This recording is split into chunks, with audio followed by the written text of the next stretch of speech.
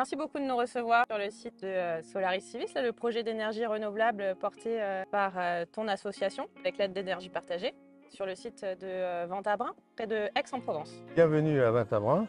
C'est l'association Ventabren Demain qui est à l'initiative de ce projet Solaris. Et nous avons bénéficié de l'aide d'habitants de Ventabren pour créer en 2017 la SAS Solaris Civis, avec l'aide aussi très importante de la commune, de la municipalité et de monsieur le maire. Donc l'objectif, c'était effectivement de produire autant d'électricité qu'on en consomme à Ventabren, puisque nous sommes 5000 habitants. Super. Alors justement, FNE vient de publier le Photoscope, un outil de dialogue territorial et d'aide au positionnement pour les associations et pour aider toutes les personnes qui souhaitent s'impliquer sur un projet, pour les aider à mieux comprendre comment ça se passe et quels sont les critères importants à prendre en compte quand on s'intéresse à un projet de parc photovoltaïque. Et justement, un des critères importants pour FNE, c'est la gouvernance. Alors comment ça s'est passé justement pour le projet de Solaris Civis? Effectivement, Adeline, nous avons fait beaucoup de réunions de concertation et d'information auprès des habitants de Ventabren. Et j'ai eu l'occasion effectivement aussi de rencontrer Énergie Partagée, association, et c'est eux qui nous ont apporté tout le côté participatif et citoyen par des formations. Et aussi, l'association Énergie Partagée est entrée au capital de la SAS Solaris Civis. Enfin, France Nature Environnement, bien entendu. Ah ben tiens, justement, voilà Yves de FNE PACA qui nous rejoint. Oui, bonjour Adeline. Effectivement, FNE a aidé Ventabren Demain dans la phase d'études en essayant de mettre en place une espèce de charte des bonnes pratiques. Il faut dire qu'à l'époque, FNE était en train d'écrire son positionnement pour le photovoltaïque au sol. Et il y avait 3 enjeux majeurs qu'on avait déjà identifiés: la planification territoriale, l'engagement citoyen et bien sûr la prise en compte effective de la biodiversité. Oui, c'est crucial en effet. Et un critère important justement, c'est le choix du terrain. Alors expliquez-nous pourquoi ici? Alors ici, c'était une oliverie.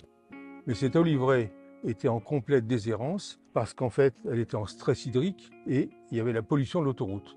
Donc nous avons transplanté 600 oliviers sur 2 terrains communaux également, que l'on a donné à bail à 2 agriculteurs.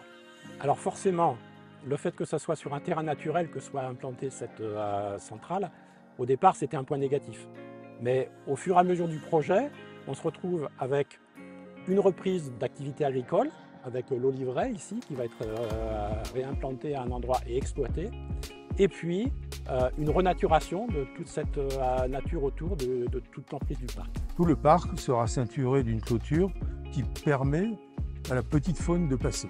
Et là, en fait, on avait trouvé des Ophrys provincialis, qui est une espèce protégée. Donc nous avons décidé de faire des îlots pour protéger et conserver ces Ophrys provincialis in situ. Et vous avez vraiment fait le maximum pour limiter l'impact environnemental. Du coup, les panneaux, vous les avez choisis comment? Nous avons retenu des panneaux bifaciaux, car le rendement est augmenté de 15% grâce à la réflexion de la lumière sur le sol qui est ici calcaire. Les panneaux ont une durée de vie de 35 ans environ. Ils sont recyclables à 97%. Et de plus, on a la chance d'avoir une usine de recyclage au C, à 30 km d'ici, qui est la meilleure d'Europe. Alors franchement, du point de vue de notre grille d'analyse multicritères Photoscope, c'est un projet exemplaire. Et la mise en service, elle est prévue pour quand? Juin, on va poser la clôture. On va recevoir les panneaux en septembre. Et on pense quand même que la centrale sera opérationnelle en début 2023. Encore quelques mois de patience alors. Bravo pour ce beau projet et merci beaucoup d'avoir pris le temps de nous en parler. À bientôt William.